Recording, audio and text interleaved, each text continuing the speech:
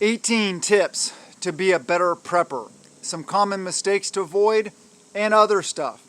Hey, this is Michael with Asymmetrical Preparedness, and that's what we want to talk about. A lot of it is when you're first starting to lay proper groundwork, to build a system, a structure, to do it right.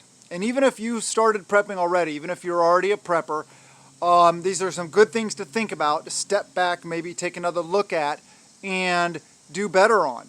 So what are they? First one is don't store what you don't eat. And these aren't in any order. Don't store stuff you don't eat because you don't enjoy it. Yes, you could stockpile some stuff that maybe you don't necessarily eat that will keep you alive, but why not just stockpile stuff you eat so that you can have some morale, some enjoyment when things are really bad? Because things would get really bad in these situations we talk about as preppers. So we want to, morale is very important. We want to be happy, we want to feel good sometimes, so stockpiling food that we eat is very important, not stuff we don't. All right, how is a good way to find money for prepping? Well, live below your means. Don't go spend all your money on everything all the time. You don't need a new car every year or every other year. You don't necessarily need the newest whatever, pad, pod, bob or whatever. Smart TVs and all this other stuff. Eating out every night or every couple nights. There's a lot of corners you can cut. So think about that. Live below your means. That's a good thing just generally in life, so that you save money and that you can have a little extra, or a little extra put to your preps or investing or whatever. But remember, prepping is living insurance, so it's a good thing to invest in. Before I go any further, you guys please subscribe, hit the like button, comment below, share the videos, and get out there and spread the love to all the other prepper channels out there. Very important that we build the community. Anyway, all right, proper storage. Proper storage. A lot of people have learned this mistake, storing things improperly. Not, like putting a bunch of rice and beans in a cardboard box sitting in a shed. No, that's not going to work because the mice and rats and stuff like that are going to get in. All the bugs are going to get in it. Sealing stuff properly, storing it properly. Ultimately, the best thing would be climate controlled. But all of our preps aren't in climate controlled places, right? So you need to determine what needs to be climate controlled, what doesn't, what is more important, where you have to put things, stuff like that.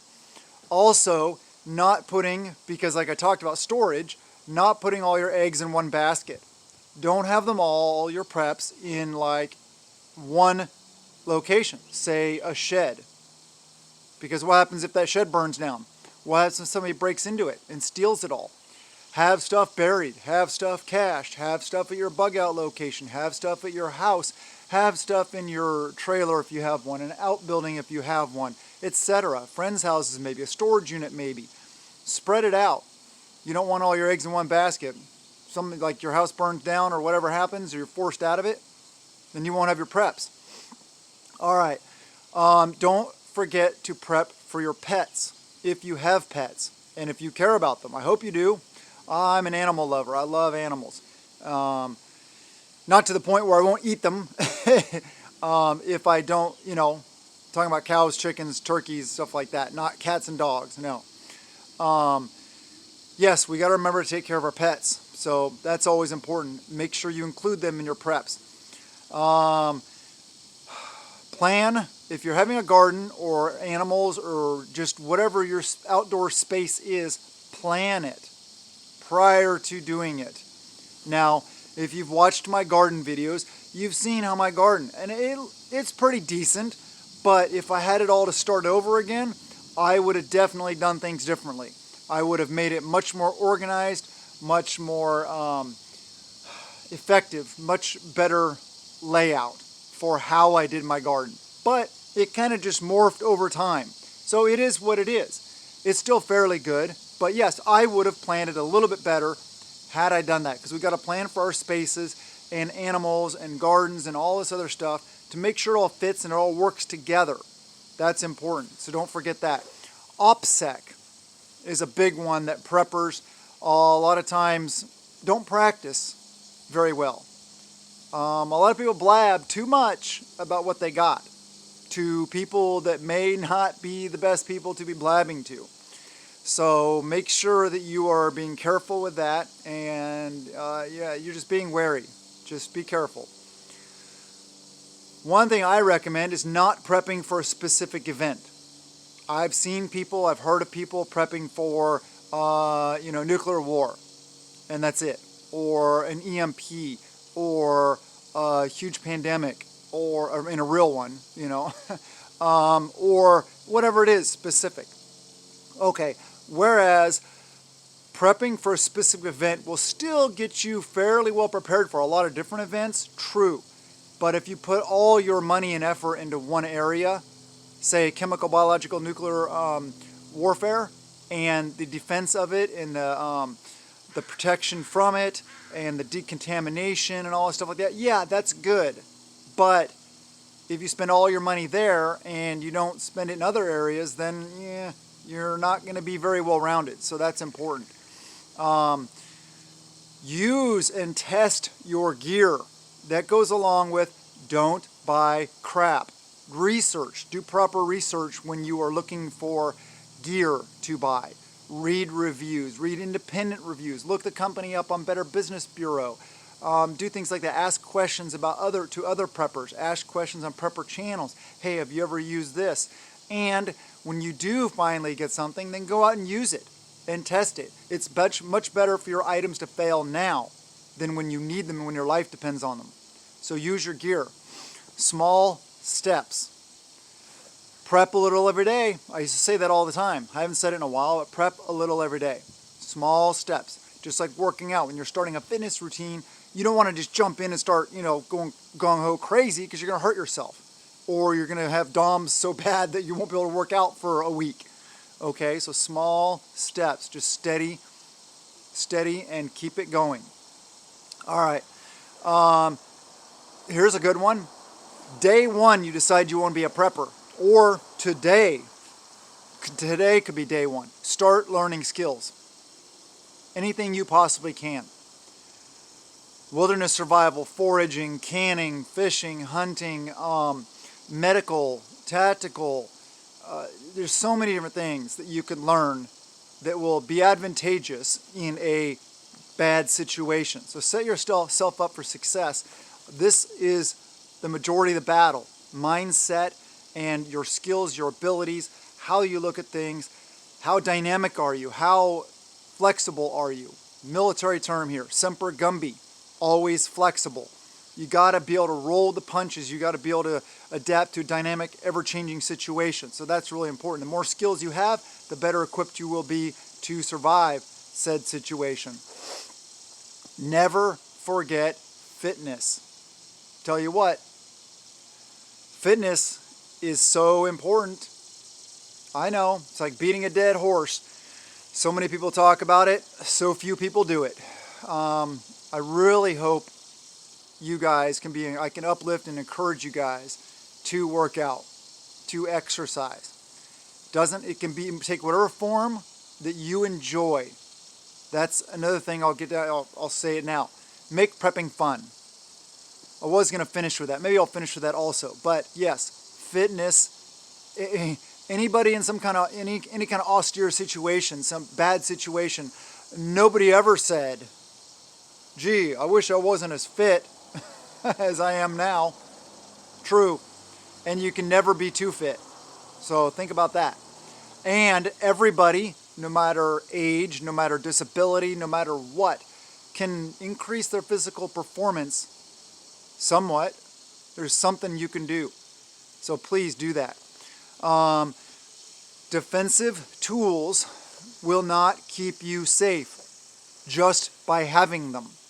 You need to have the training, the skill sets, and practice using them often. It's a very perishable skill.